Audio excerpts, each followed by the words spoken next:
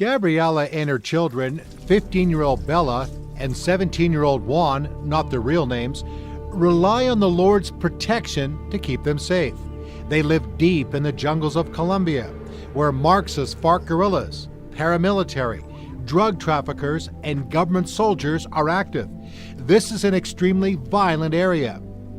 Gabriela has compassion for all these groups because she knows what it's like to live in fear and darkness. In 2006, her life had fallen apart.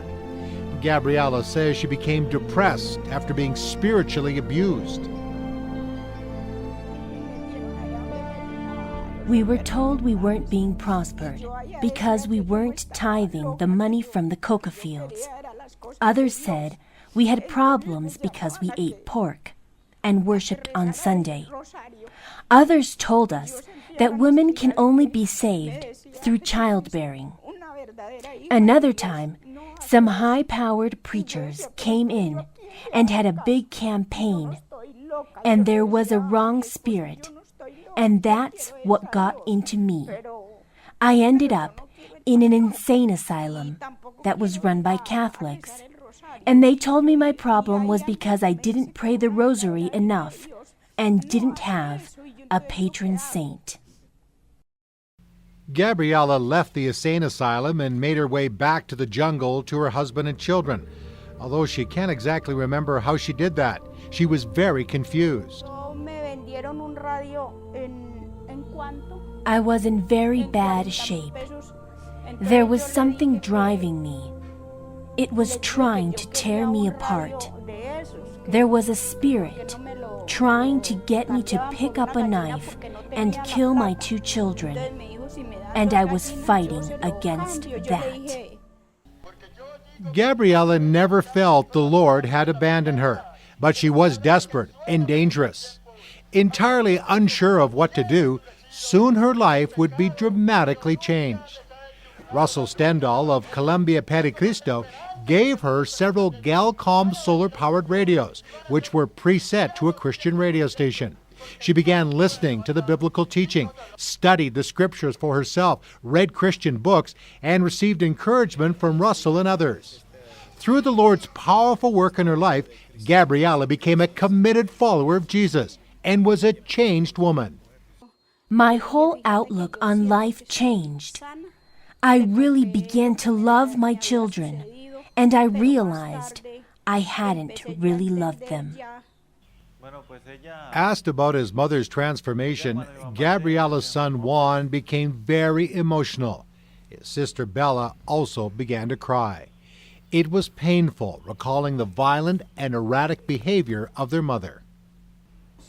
After our team prayed for the family, Juan told us that he is grateful for what the Lord has done in his mother's life. He too has committed himself fully to the ministry and is now involved in reaching the guerrillas and others in the area with the gospel. Juan and Bella work with Rollo and others to distribute radios, Christian books, Bibles, and clothing to all sides of the conflict.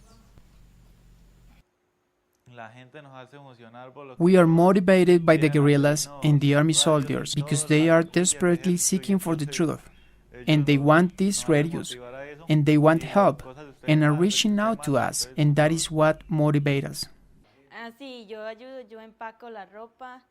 When I find young people, especially the girls that don't have clothes or their clothes are in tatters, then I get something ready and I take it to them. I scout around and see where the needs are. We also give them radios and books. After seeing the Lord work a miracle in the life of their mother, Juan and Bella say they will continue to serve Jesus no matter what the cost or danger.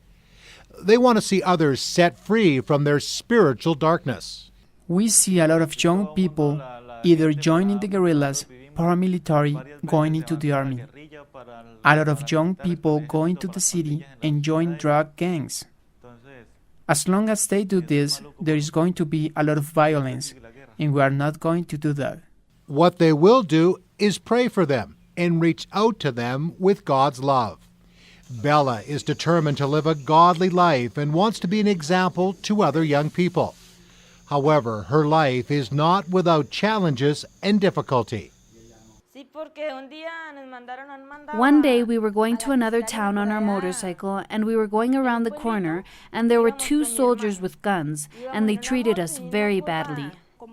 We have a lot of fear of the paramilitary forces, because unlike the guerrillas who say, if you keep doing this, we will kill you, at least they give us a warning.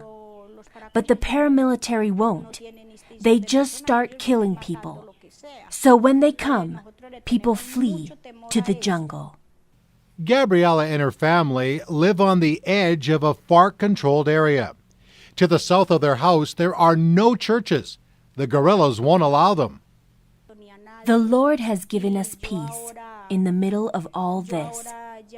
And whatever side comes into our house, the Lord gives us the words to say to them and ways to reach out to them.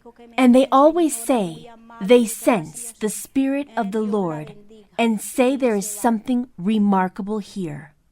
I started sharing with the guerrillas the messages I heard on the radio, and when they found out I had some radios, they asked if I would give each one of them a radio.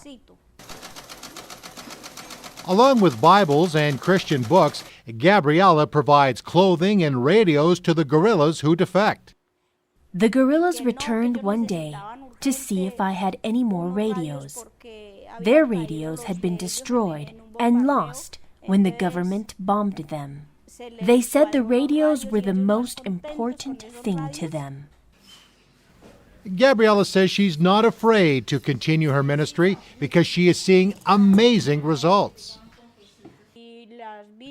The guerrillas and the guerrilla sympathizers come and pick up radios and Bibles and go back out there and study the Bible and listen to the radio. Gabriela says some of the guerrilla commanders have come to Christ. Two of them called Gabriela just a few days before our visit with her. They said they loved me very much and to pray for them. The message of the Prince of Peace through these faithful followers of Jesus is making a huge difference in this violent country, one life at a time.